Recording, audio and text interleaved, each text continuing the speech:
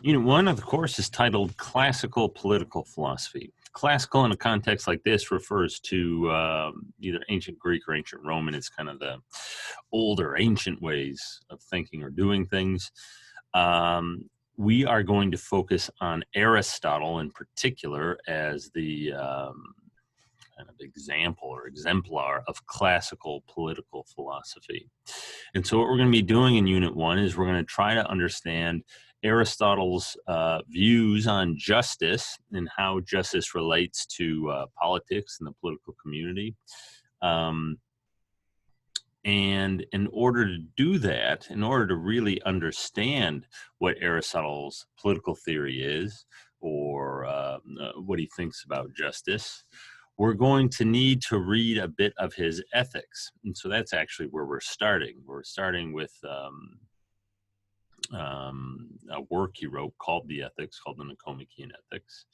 And we're going to start not by discussing or reading what he had to say about justice or politics specifically. We're going to start with his discussions of what he calls the highest good or the human good, in which he then identifies with happiness. We're going to start, in other words, with his ideas concerning what a good life looks like, what it is for a human life to go well. That's what we're going to start with.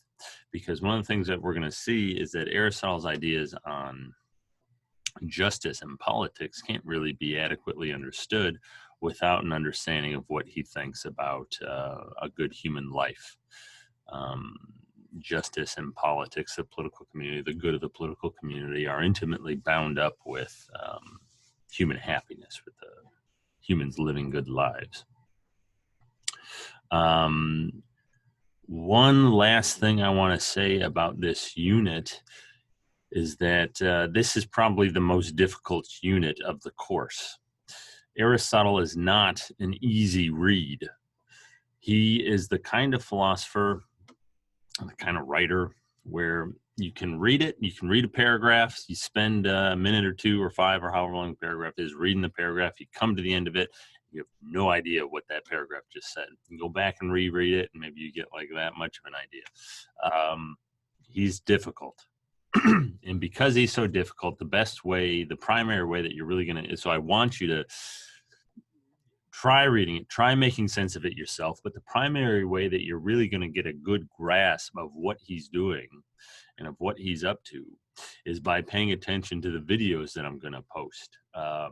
Primary texts in philosophy in general are very difficult, and a first time through them, you really need help. That's why we have classes. That's why we have people like me, professors and instructors and so on, who can kind of help you understand the material. So don't be discouraged if you turn to Aristotle and you just think, I have no idea what's going on. If that's your reaction, that means you're probably paying attention. And so don't worry about that. All right.